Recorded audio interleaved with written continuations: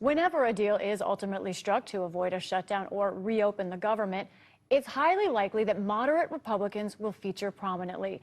New York Congressman Mike Lawler is one of them. He represents parts of the Hudson Valley where he grew up and where he worked in government and politics for years before flipping a seat for Republicans and entering Congress this year.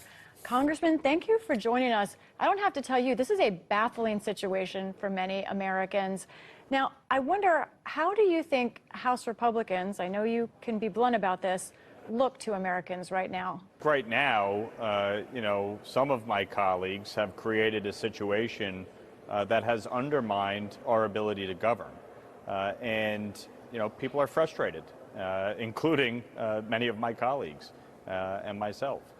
But we are working through it as responsible people do and try to get us to a place where we can pass a continuing resolution to keep the government funded and open while we negotiate through the appropriations process. My colleagues and I have not disagreed about the need to cut spending. This administration increased spending by $5 trillion in 2 years in new spending, totally unsustainable. So we have to rein in spending. We all agree on that. We also agreed that we need to do single subject appropriations bills and that we need to get back to the regular practice of budgeting, which hasn't been done in nearly 30 years. So there's not disagreement there.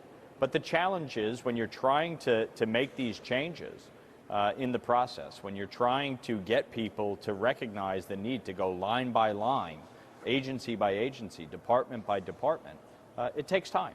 And so it's just not realistic to think that we're going to pass all 12 appropriations bills by September 30th in both the House and the Senate, go to conference, come to an agreement, repass them, and then have it signed into law by the president. And so the only responsible thing to do is pass a CR and keep the government funded while we work through that process. Yet I know that there are right now a dozen House Republicans. I spoke to someone this morning who said they will not support a CR, that the votes right now are not there for that kind of solution. You and for moderates, should you choose to, could force through that kind of a bill, joining with Democrats if you want to. This morning, Democratic Caucus Chairman Pete Aguilar said that you are just letting this continue. Here's what he said. It's incredibly frustrating that, so-called moderates time and time again have an inability to stand up to their leadership. We lack the will of so-called moderates. We don't lack legislative options. The will of moderates, I know you've heard this from all sides, but I wonder, at what point do you seriously consider having to get on board any sort of vehicle to end a possible shutdown? I think it's rich coming from anybody in the Democratic leadership who allowed Nancy Pelosi to rule with an iron fist and never stood up to either leadership or the left wing of their party.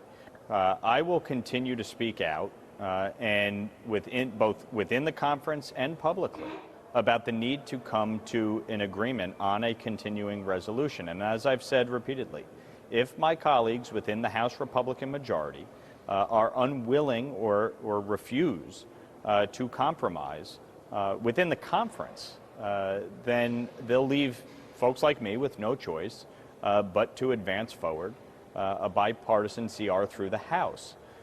Any final CR obviously is going to be bipartisan, given the fact that the Democrats control the Senate and the White House is controlled by President Biden. But a refusal on the part of House Republicans to pass a CR, at least as an initial offering, weakens our hand, weakens the hand of the Speaker when it comes to negotiation. And the reality is, if a shutdown occurs, President Biden will make it as painful as possible to exert as much political pressure on House Republicans. So to me, this is not the way to negotiate. It's not the way to rein in spending. It's not the way to deal with the crisis at the border. And we need to be able to pass things through the House. And so I've said repeatedly that I will do everything I can to avoid a shutdown and minimize any potential damage to my constituents. And I have no problem crossing the aisle to do that. But, as the Democrats sit here and say, oh, these moderates aren't doing anything, they're actively campaigning in my district, spending millions of dollars attacking me and others about the shutdown before it even begins.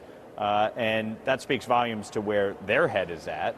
They frankly would like nothing more than to have a shutdown. The Congressional Research Service estimates that there are about 6,000 federal civilian employees in your district. I know that you probably will hear from them if we enter a shutdown. How frustrating is this for you at this point? At the end of the day, you have to be smart strategically when you're dealing with negotiations. We are a divided government. There is a difference of opinion between House Republicans, Senate Democrats, and the White House when it comes to spending, when it comes to border security. And the American people elected us to serve as a check and balance. But if you can't pass things through the House, it makes it very difficult to negotiate. And so, the frustration lies with the fact that a handful of my colleagues would rather grind the place to a halt than govern.